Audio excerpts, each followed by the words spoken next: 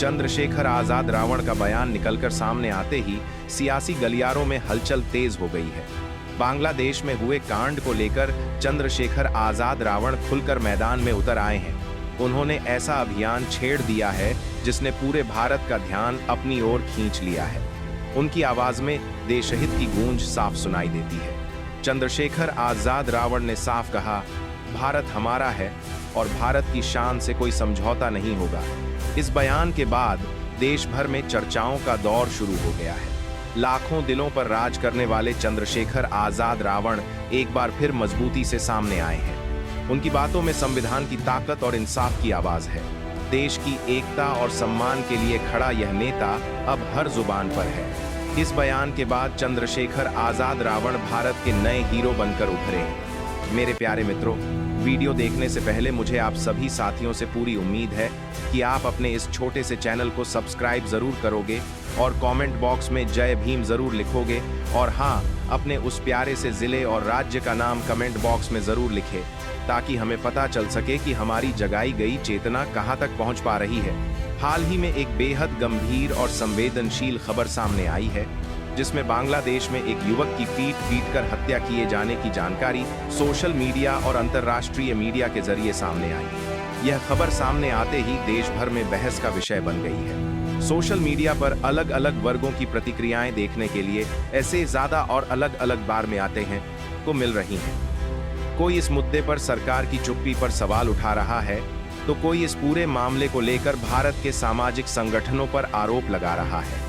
इसी संदर्भ में आज की यह चर्चा बेहद महत्वपूर्ण हो जाती है, क्योंकि इस पूरे विषय पर भीम आर्मी प्रमुख और आजाद समाज पार्टी के राष्ट्रीय अध्यक्ष चंद्रशेखर आजाद रावण ने एक संतुलित और संविधान आधारित बयान दिया है। उन्होंने इस घटना की कड़ी निंदा करते हुए स्पष्ट शब्दों में कहा कि भारत हमारा है और हम भारत के हैं।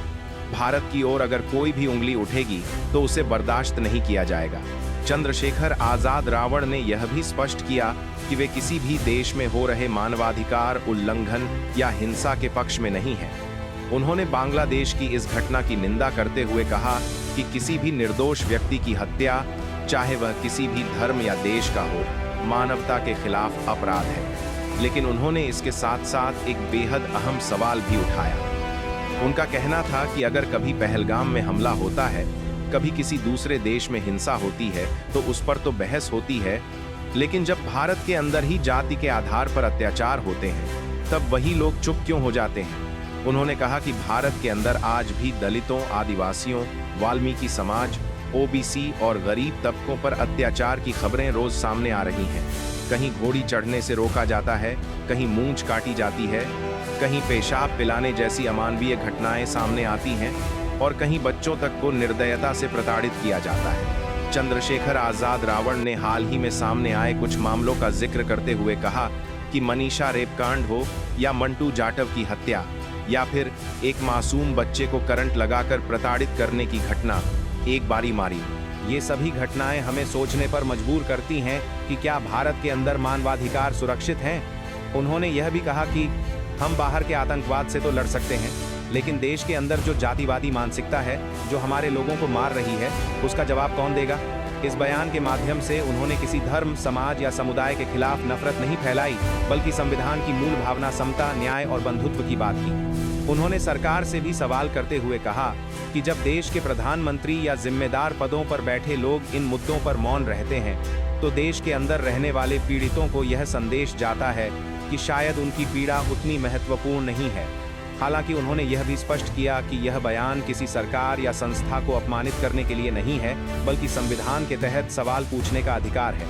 चंद्रशेखर आजाद रावण ने कहा कि भारत की खूबसूरती इसकी विविधता में है। यह देश किसी एक धर्म या जाति से नहीं, बल्कि संविधान से चलता है। संविधान हमें अपने धर्म का पालन करने की आज़ादी देता है, लेकिन किसी दूसरे के धर्म या सम्मान को ठेस पहुंचाने की इजाज़त नहीं देता। उन्होंने यह भी कहा कि आज जो लोग भीम आर्मी या उनके ऊपर उंगली उठा रहे हैं, उन्हें यह भी देखना चाहिए कि जब दलितों या कमज़ोर वर्गों पर अत्याचार होता है, तब वही लोग क्यों मौन रहते हैं। उन्होंने देशवासियों से अपील करते हुए कहा कि अगर हमें भारत को मजबूत बनाना है, तो सबसे पहले हमें देश के अंदर से जातिवाद और नफरत को खत्म करना होगा। जब तक समाज के एक वर्ग को दूसरे से नीचा दिखाया जाता रहेगा, तब तक देश सच्चे मायनों में मजबूत नहीं हो सकता। उन्होंने कहा कि एकता केवल नारों से नहीं आती, बल्कि समानता और न्याय से आती है, और यही भारत के संविधान की आत्मा है। अंत में उन्होंने कहा कि भारत बहुत सुंदर देश है, इसे सुंदर बनाए रखने की जिम्मेदारी हम सबकी है। संविधान को मानिए, इंसान को इंसान समझिए, तभी भारत आगे बढ़ेगा। यह पूरी चर्चा एक न्यूज़ एनालिसिस और सार्वजनिक बयान के तौर पर प्रस्तुत की जा रही है। इसका उद्देश्य किसी भी प्रकार की हिंसा, नफरत या विभाजन को बढ़ावा देना नहीं, बल्कि समाज में चल रही सच्चाइयों पर संविधान के दायरे में संवाद को आगे बढ़ाना है। इस बयान के बाद सिर्फ राजनीतिक गलियारों में ही नहीं, बल्कि आम जनता के बीच भी जबरदस्त चर्चा शुरू हो गई है। सोशल मीडिया से लेकर जमीनी स्तर तक चंद्रशेखर आजाद रावण की बातों की गूंज सुनाई देने लगी है। लोगों का कहना है कि लंबे समय बाद किसी नेता ने देश के सम्मान और इंसानियत के मुद्दे पर इतनी साफर और बेबाक आवाज उठाई है। चंद्रशेखर आजाद रावण ने जिस तरीके से बांग्लादेश में हुई घटना की निंदा की, उसने यह साफ कर दिया कि उनका स्टैंड सिर्फ राजनीति तक सीमित नहीं है, बल्कि वह हर उस अन्याय के खिलाफ है जो मानवता को शर्मसार करता है। उन्होंने नफरत नहीं, बल्कि देश की एकता और संविधान की ताकत को आगे रखा। उनका यह कहना कि भारत सभी का है और हम सब भारत के हैं, आज के माहौल में एक मजबूत संदेश बनकर सामने आया है।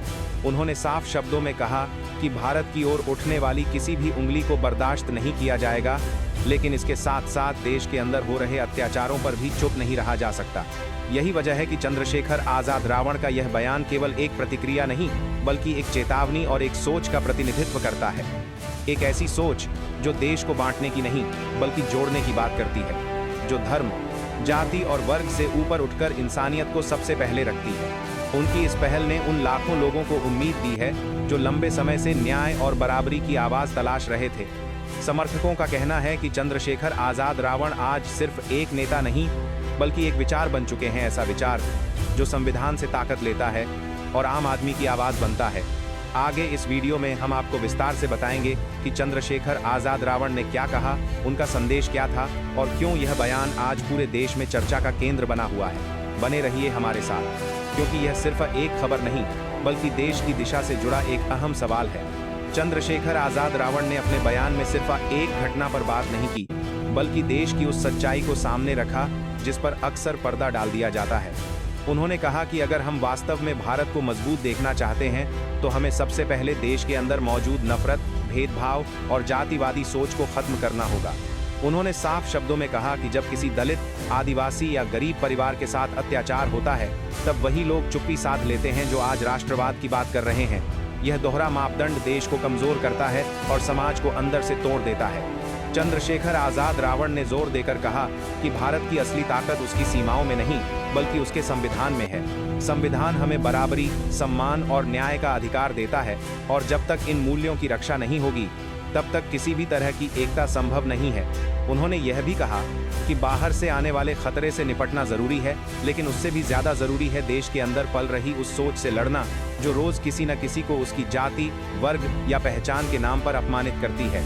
उनका यह बयान कई वर्गों के लोगों को सोचने पर मजबूर कर रहा है। युवाओं से लेकर सामाजिक संगठनों तक हर जगह यह सवाल उठने लगा है कि क्या हम सच में एक बराबरी वाला भारत बना पाए हैं। चंद्रशेखर आजाद रावण की इस बेबाक बात ने एक बार फिर यह साफ कर दिया है कि वे सिर्फ सत्ता की राजनीति नहीं करते, बल्कि समाज की जड़ों तक जाकर सवाल उठाते हैं। यही कारण है कि आज उनका नाम सिर्फ एक नेता के रूप में नहीं, बल्कि एक मजबूत आवाज के रूप में लिया